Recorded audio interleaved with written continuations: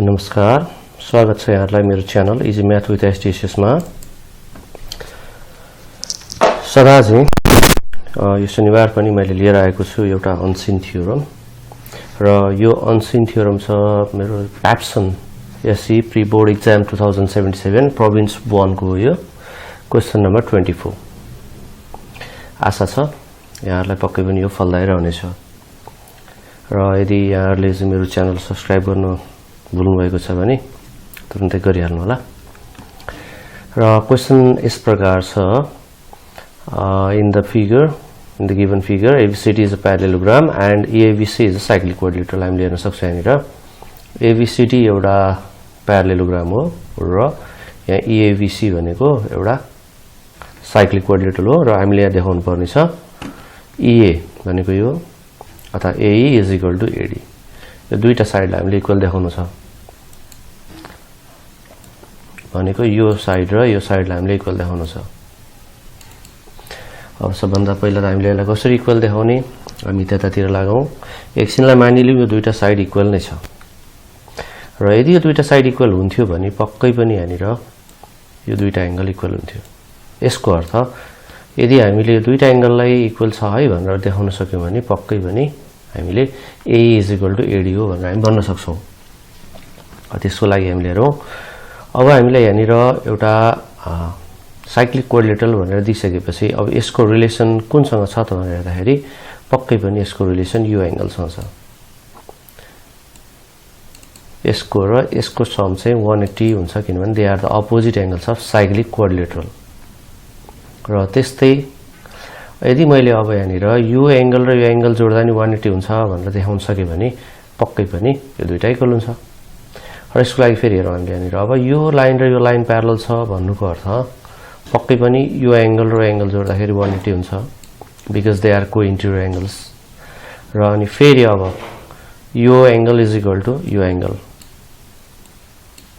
किन त भन्दा यो करेस्पोन्डिङ एंगल हो किन यो लाइन र यो लाइन पनि प्यारलल छ। यसरी हेर्दाखेरि हामीले अहिले यसको र यसको सम 180 देखायौं। यसको अर्थ अब यो दुईटा एंगल इक्वल हो। यही कुरालाई चाहिँ हामीले अब यहाँ देखाउने हो। त्यसको लागि सबभन्दा पहिला हामीले एउटा अब गिवन लेखौं। हामीले अब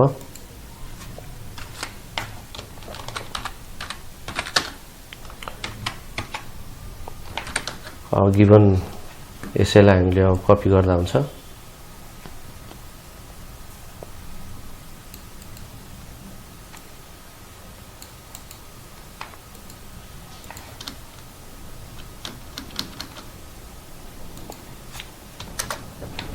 अब हाम्रो टु प्रुभ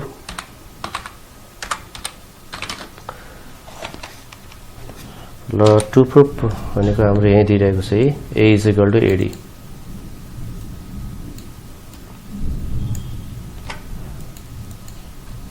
र अब लागौं हामी हाम्रो प्रुफ तर्फ।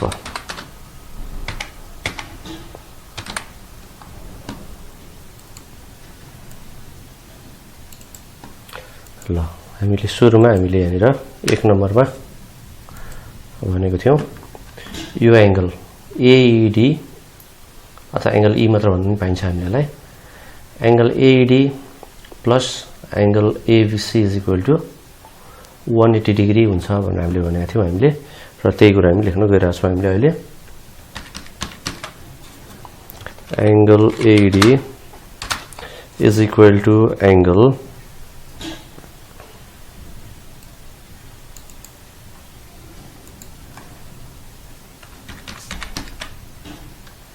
ABC।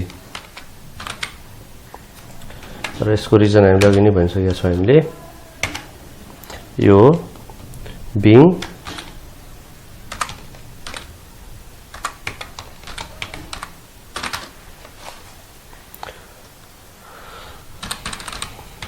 Opposite angles of cyclic quadrilateral.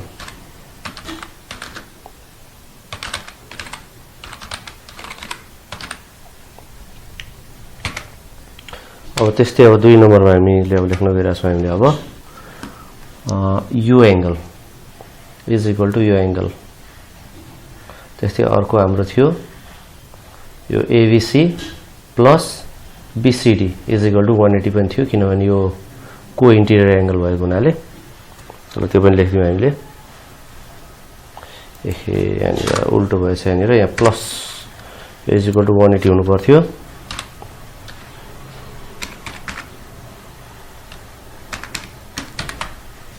ल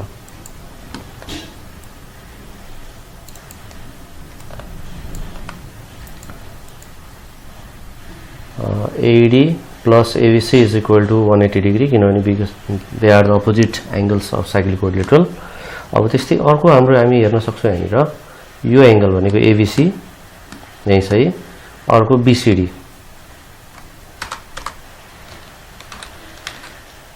is equal to 180 degree र किन भयो त भन्दाखेरि यो चाहिँ अब being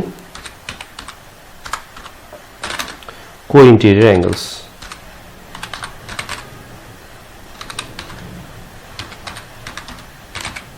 being co-interior angles र यो co-interior angle पनि के कारणले भएको त भन्दाखेरि यहाँनिर हामी हेर्न सक्छौं यो भनेको AB parallel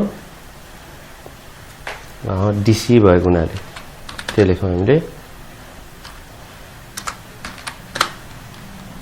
AB parallel DC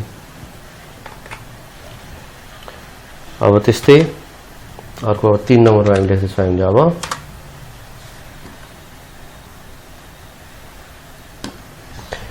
अब हामीले यहाँनिर हेर्न सक्छौं यो AD plus ABC is equal to 180 छ BCD plus ABC is equal to 180 छ भन्नुको अर्थ यहाँनिर हामीले अहिले angle AD is equal to angle BCD भनेर हामी भन्न सक्छौं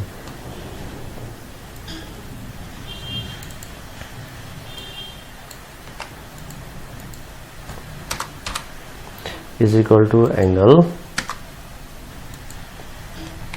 BCD भनेर हामी भन्न सक्छौं र यसको रिजन चाहिँ छ फ्रम स्टेटमेन्ट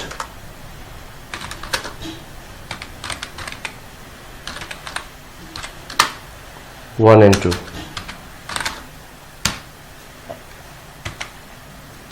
अब त्यस्तै अर्को छ हाम्रो यहाँनिर अब हामी नजिक नजिक पुगिसकेका छौं हामीले अझैसम्ममा हामीले यो एंगल इज इक्वल टु यो एंगल भनेर देखाएको छौं तर हामीलाई चाहिएको चाहिँ यो एंगल इज इक्वल टु यो एंगल भनेर देखाउनु पर्ने हो यसको लागि हामी हेर्न सक्छौं यो दुईटा दे आर करेस्पोन्डिङ एंगल्स त्यसले गर्दा यो दुईटा इक्वल हुन्छ अब हामी त्यही लेख्न गइरहेका छौं हामीले अब यहाँनिर एंगल AD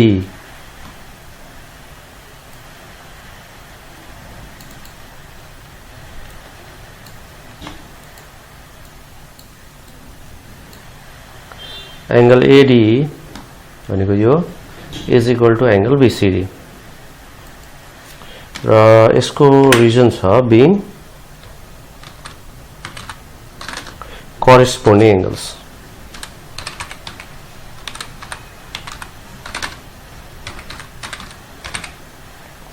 र किन करेस्पोन्डिङ एंगल्स भयो त नि यो भन्दाखेरि यो पनि अब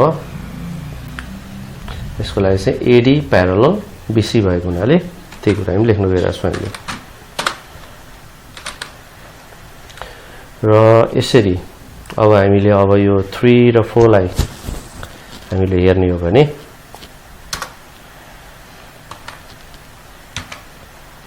अब हामी 5 नम्बरमा के लेख्न सक्छौं त भन्दाखेरि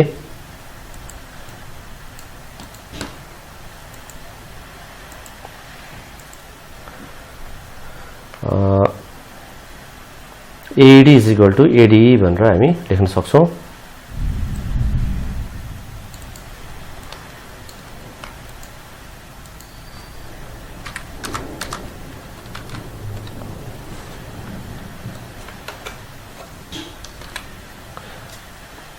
र यसको हाम्रो रिजन छ फ्रम स्टेटमेन्ट 3 and 4 अथवा इक्वल एक्जाम पनि लेख्दा हुन्छ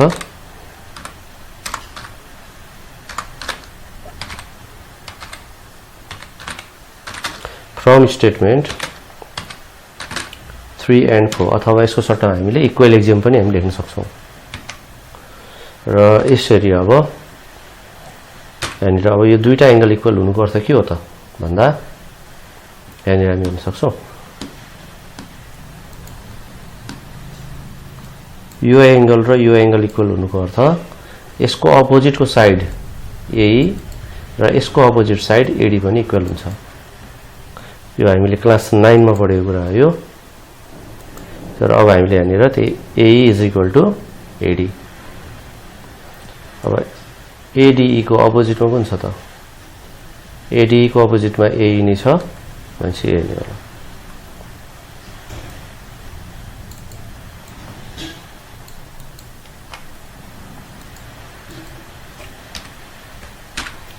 र यसको रिजन चाहिँ अब being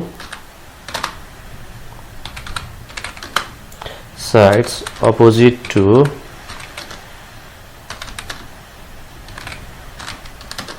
equal angles